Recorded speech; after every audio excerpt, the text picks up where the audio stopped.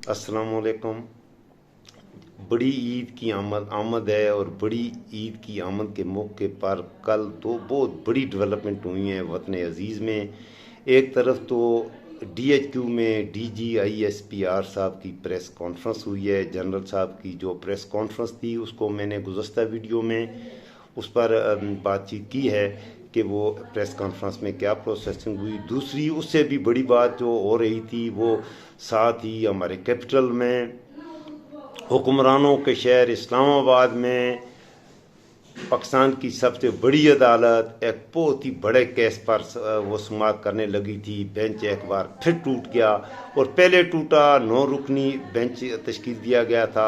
दो जज उस बेंच से भागे और उन्होंने कहा कि ये बेंच है ही अनकॉन्स्टिट्यूशनल। कल 2 जज और उन्होंने समाअत से ही इनकार कर दिया। जो 7 रुकनी बेंच बाकी रह गया था उस पर फिर फौजी अदालतों के हवाले से जो सबसे बड़ी बात थी उनकी कॉन्स्टिट्यूशनल हैसियत क्या है, आया सिविलियंस के केसेस फौजी अदालतों में सुने जा सकते हैं नहीं हैं, उस हवाले से कुछ कॉन्स्टिट्यूशनल था कि और उसमें जिस चीज़ पे डिबेट हुआ मैं पूरी तफसील में नहीं जाऊंगा क्योंकि वक्त आपका बहुत कीमती है। तो पाकिस्तान के कॉन्स्टिट्यूशन के आर्टिकल 175 पर बात हुई है कि वो आया इजाज़त देता है, परमिट करता है कि मुल्क में फ़ौजी अदालतें हों और सिविलियंस या पॉलिटिशियंस के या किसी भी तरह के फैसले होने अदालतों में हों।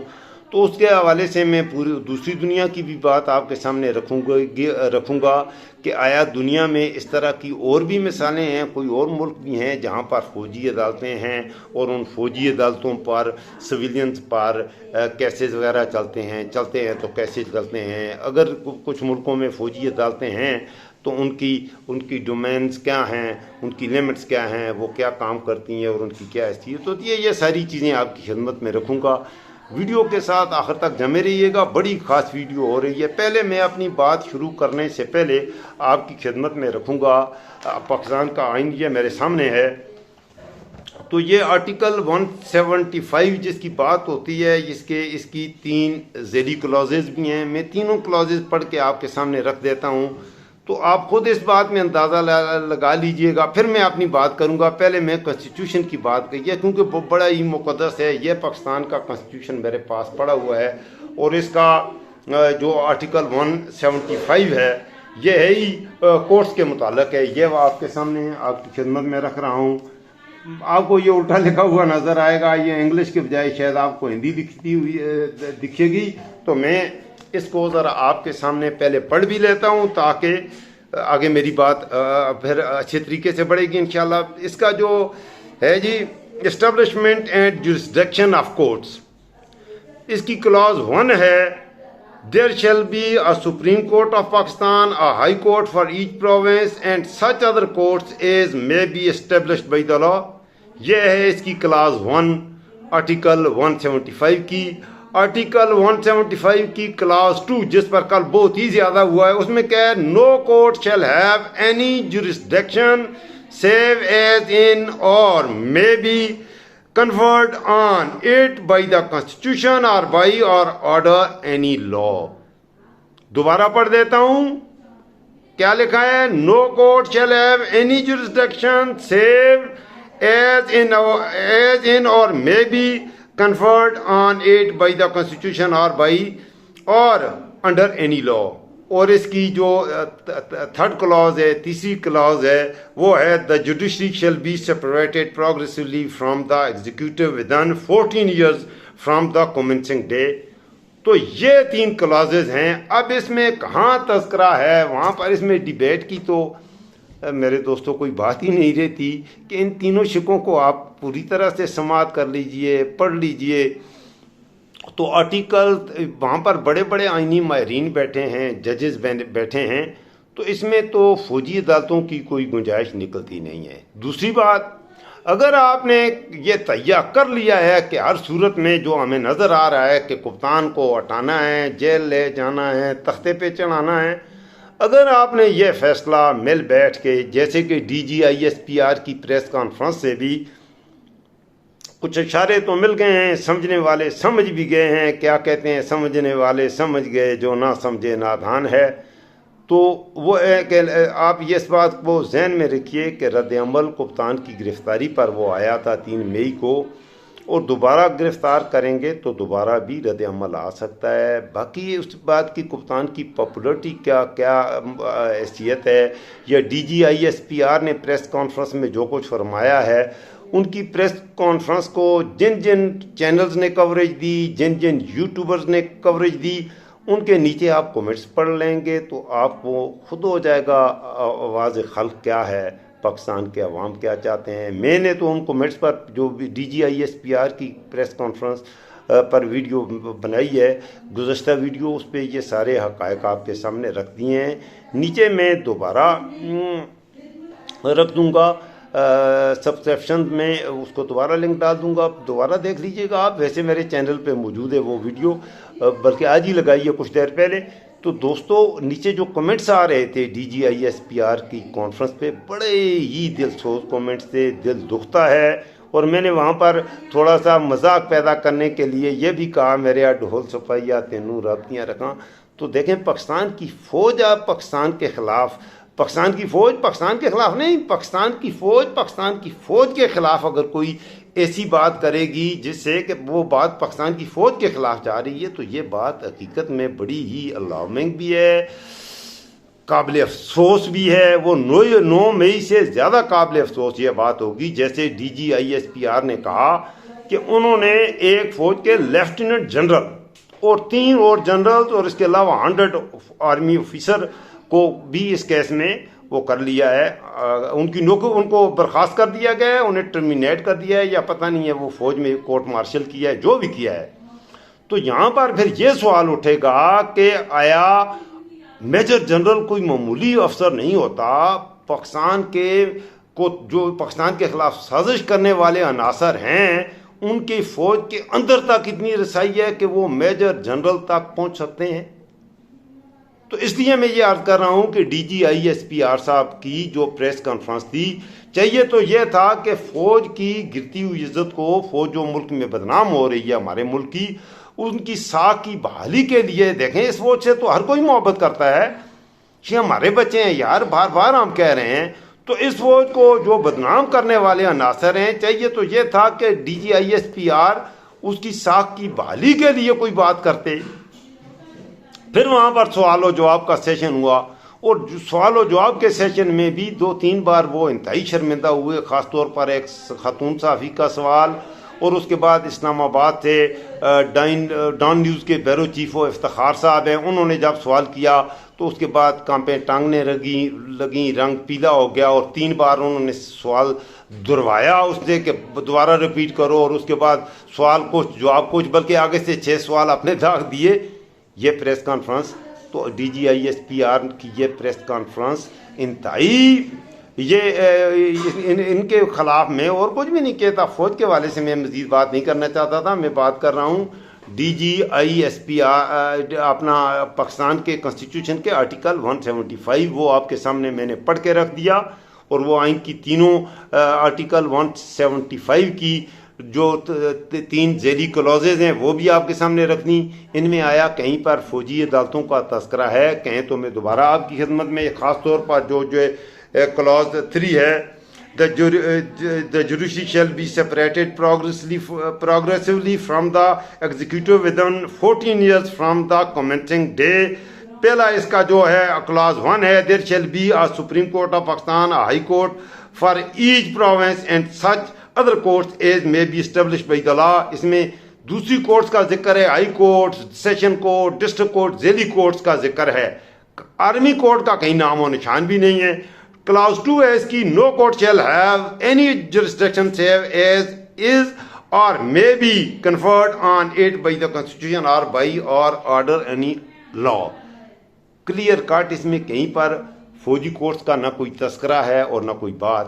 تو آپ کس طرح سے کہہ رہے ہو کہ اب دوسری بات کرتے ہیں، آیا دنیا میں جن ملکوں میں بھی پارلیمانی جمہوریت ہے، یا جس کو ہم کہتے ہیں پارلیمنٹری فارم آف ڈیموکریسی ہے، ڈیموکریسی کی تو بات نہ کریں، democracy, what is democracy? Here is no democracy in Pakistan, here is not democracy like as democracy was defined by Abraham Lincoln, and these words that democracy is a government of the people, for the people, by the people. Here, democracy is a government of the people, not OF, O-double-F of the people. By the people, not B-O-I, B-U-Y, by the people. And for the people, not F-O-R, F-A-R. تو یہ ہے پاکستان کی democracy. تو پاکستان کی میں democracy کی definition جو ہے وہ تھوڑی مختلف ہو جاتی ہے. کس ڈیموکریسی کی آپ کس آئین کی بات کرتے ہو؟ مذاق آئین کا اس قدر مذاق بنا دیا ہے موجودہ ہمارے حکمرانوں نے، اس پر دل ہی دکھایا جا سکتا ہے. اس پہ بھلے اسٹیبلشمنٹ ہے، دل ہی دکھایا جا سکتا ہے. جنگل کا قانون ہے. اگر آپ نے عمران خان کو ہٹانا ہے، نظر جو آ رہا ہے DGI-SPR کی، اس کے بعد بھی مارنا ہے. آپ یہ بات ذہن میں رکھیے کہ آپ عمران خان کو مار نہیں دیں گے بلکہ اسے زندہ جاوید کر دیں گے. وہ ذوالفقار علی بھٹو سے کہیں بڑے کاٹ کا لیڈر ہے، اس بات کو بھی ذہن میں رکھیے. ذوالفقار علی بھٹو پاکستان توڑنے والا تھا، اس کے باوجود وہ کل بھی بھٹو زندہ تھا، آج بھی بھٹو زندہ تھا، آج بھی بھٹو زندہ ہے. ذوالفقار علی بھٹو فاطمہ جناح کو گالیاں دے کر اور بیہودہ زبان استعمال کر کل بھی بھٹو زندہ تھا، آج بھی بھٹو زندہ ہے. ذوالفقار علی بھٹو میجر جنرل سکندر مرزا کے جوتے پالش کر کے اس کی تعریفیں کر کے بھی کل بھی بھٹو زندہ تھا، آج بھی بھٹو زندہ ہے. ذوالفقار علی بھٹو پاکستان کو توڑ کر کل بھی بھٹو زندہ تھا، آج بھی بھٹو زندہ ہے. ذوالفقار علی بھٹو پاکستان کو عوام کو سور کے بچے کہہ کر سمندر میں پھینک کر بھی کل بھی بھٹو زندہ تھا، آج بھی بھٹو زندہ ہے. پاکستان کے لیے اس کے مد مقابل ذرا عمران خان کو رکھیے. عمران خان نے اس طرح کا کوئی گناہ نہیں کیا ہوا، تو اس لیے عمران خان کو آپ جیل میں ڈالو گے یا اسے مارو گے. دونوں صورتوں میں پاکستان کا وجود خطرے میں پڑ جائے گا. 9 مئی کو کوئی اتنی بڑی قیامت نہیں آئی. آپ نے خود اس کو اتنا بڑا مسئلہ بنا دیا. اتنا بڑا کوئی مسئلہ نہیں تھا. ملک ہیں، جمہوری پروسیس ہے، فوج کے خلاف بھی پروٹیسٹ ہو جاتے ہیں. اور اس پروٹیسٹ میں کیا ہوا ہے؟ کتنے فوجی مرے، کتنے وہ تو سویلین PTI کے نوجوان جو تھے ان کو آپ نے مار دیا، بے گناہ نوجوانوں کو مار دیا. باقی 9 مئی کو کوئی اتنی بڑی قیامت نہیں گر پڑی تھی کہ آپ نے اس کو اتنا بڑا ایشو کر کے بنا کے کر دیا کہ آپ نے بہانہ بنا رہے ہیں آپ عمران خان کو رستے سے ہٹانے کا. اس طرح سے رستے سے نہیں ہٹا کرتے. عمران خان مر کے اس سے بڑا ہیرو بنے گا، یہ میری بات یاد رکھیے گا. اس کے خلاف نہیں. اور اس وقت اس کی پاپولرٹی کا جو گراف ہے، پاکستان کے عوام اس سے محبت کر رہے ہیں. اور جہاں تک پاکستان کی فوج کے خلاف کی بات ہے تو پاکستان کی فوج کی مخالفت عمران خان نے کبھی نہیں کی، بلکہ اس وقت پاکستان کی فوج کو اگر کوئی بیسٹ وے سے ڈیفینڈ کر سکتا ہے تو وہ صرف عمران خان ہے. اس نے ہمیشہ اپنی فوج کو ڈیفینڈ کیا ہے. بلکہ 9 مئی کے واقعات جس دن پیش آئے اس دن بھی صبح جب وہ گھر سے نکلا تھا تو اس نے کیا کہا تھا یہ بھی آپ سن لیجئے. عمران خان جس دن صبح، اب آپ نے اسے رینجت کے ذریعے سے جس غلط انداز میں، جس غلط طریقے سے، اس میں لازمی بات ہے رینجر کس کے انڈر آتے ہیں، تو وہ کیا، اس کا رد عمل کچھ لوگوں نے دیا. بہرحال اس میں بھی اس کی پہلے تو ایک انکوائری تو کریں کہ یہ ہے کون ہے اس کا ذمہ دار. تو اس کے تانے بانے آپ کو کہیں اور لگیں گے، کہیں بھی. PTI ایک پڑھے لکھے لوگوں کی جماعت ہے. میں نہیں سمجھتا، میں اس بات پہ یقین کرنے کے لیے تیار نہیں ہوں کہ پاکستان تحریک انصاف کے لوگ پاکستان کے خلاف جائیں گے. پاکستان تحریک انصاف بنی پاکستان کے لوگوں کے انصاف کے لیے اور پاکستان سے محبت کرنے والے لوگوں کی یہ جماعت ہے. اس لیے DGI-SPR صاحب، آرمی کے میرے پیارے جنرلوں، میرے ڈھول سپاہیوں، خدا کے لیے آپ کے آگے یہ عوام ہاتھ جوڑ رہی ہے. آپ ایک سیاسی جماعت کو ختم کرنے کے لیے، PTI آپ کے مفادات کی بھی محافظ جماعت ہے. کبھی آپ کے خلاف بات نہیں کی. اس سے پہلے کی سیاسی جماعتوں نے آپ کے خلاف کیا کیا یہ میں نے تنزیہ کہا. میں کبھی نہیں کہتا کہ میرے جرنیل کے ماتھے پہ پسینہ تھا اور کانپیں ٹانگ رہی تھیں. یہ ایاز صادق نے کہا تھا، وہ نون لیگ کا ہے، اس نے تمہارے جرنیل کے خلاف کہا تھا کہ اس کی ٹانگیں کانپ رہی ہیں اور ماتھے پہ پسینے اور یہ کچھ. یہ ایاز صادق نے کہا تھا. اس کے خلاف ملٹری پہ کیس کیا آپ نے کیوں نہیں چلایا؟ آپ کا پرویز مشرف آرمی کا ایک بہترین جرنیل تھا، اس کو انہوں نے کہا کہ 100 بار پھانسی لگاؤ. کس نے یہ مطالبہ کیا ہے عمران خان نے جنرل باجوہ تمام دشمنی کے باوجود، جنرل عاصم منیر سے تمام تر دشمنی کے باوجود عمران خان نے کبھی یہ مطالبہ نہیں کیا کہ عاصم منیر کو 100 بار پھانسی پہ لگاؤ، اس کا کورٹ مارشل کرو۔ آپ کے اندرونی ہے، اگر آپ سمجھتے ہو کہ عاصم منیر اچھے طریقے سے اپنی پیشہ ورانہ ذمہ داریاں نبھا سکتا ہے تو چلتا رہے، ہمیں کوئی اعتراض نہیں ہے۔ اللہ اسے سلامت رکھے، اللہ اسے، اگر وہ پاکستان کا وفادار ہے، پاکستان کا سے محبت کرنے والا ہے، ہم تو ہر اس آدمی کے لیے دعا گو ہیں۔ تو عمران خان نے بہرحال نہیں کیا۔ گجرانوالہ کی وہ سپیچ بھی سنے نواز شریف کے کہ جنرل باجوہ تم سے یہ حساب لیں گے، جنرل باجوہ تم سے یہ حساب لیں گے۔ 10 بار اس نے جنرل باجوہ کو اتنی نفرت سے پکار کے کہا، پاکستان فوج کا ہی وہ جرنیل تھا۔ آج ہی نواز شریف کو یہ ہو تو وہ پھر یہ بات کہے گا۔ خواجہ آصف نے کیا کہا، سعد رفیق نے کیا کہا، پرویز رشید نے کیا کہا، ان سب کی سنیں تو آپ کو پتہ لگے گا کہ پاکستان کی آرمی کے خلاف بولتا کون ہے اور سازشیں کون کرتا ہے۔ لیکن آپ کی آنکھیں بند ہیں، ادھر آپ کا کیا کہتے ہیں وہ پرندہ ہوتا ہے الو، دن کو آنکھیں بند رکھتا ہے، تو دن دہاڑے اپنی آنکھیں بند کی ہوئی ہیں، خدا کے بندو۔ اور آخری بات، ویڈیو ختم کرنے سے پہلے میں آپ کو یہ کنسٹیٹیوشن 175 کی میں بات کروں گا، اس میں کہیں پر بھی نہیں ہے کہ آپ ملٹری کورٹس میں سویلین کے کیسے چلائیں۔ دنیا بھر میں کسی جمہوری ملک میں اس کی مثال نہیں ملتی کہ ملٹری کورٹس میں سویلین کے کیس، ملٹری کے کیس تو سویلین کورٹس میں چلنے کی مثالیں میں نے دیکھی ہیں، میں تلاش کرتا رہا ہوں، مجھے نہیں ملی۔ اگر آپ کو کہیں ملے کہ کسی بھی مہذب ملک میں سویلینز کے ٹرائلز ہوں، عدالتی ٹرائل ہوں، اور وہ فوجی عدالتوں میں نہیں ہوتا، بلکہ فوجی عدالتیں اکثر ملکوں میں تو ہیں ہی نہیں ہیں، ان کا کوئی تصور ہی نہیں ہے۔ فوجی عدالت کیا ہوتی ہے؟ خالد بن ولید کسی فوجی عدالت میں اس پر مقدمہ کیا گیا تھا، عمر فاروق رضی اللہ عنہ نے جب ان کو معزول کیا تو کیا کسی فوجی عدالت میں کیس تھا؟ فوجی عدالتیں الگ تھیں، اگر الگ ہوتی تو وہ تو حضرت عمر رضی اللہ عنہ کو معزول کر دیتے، استغفر اللہ۔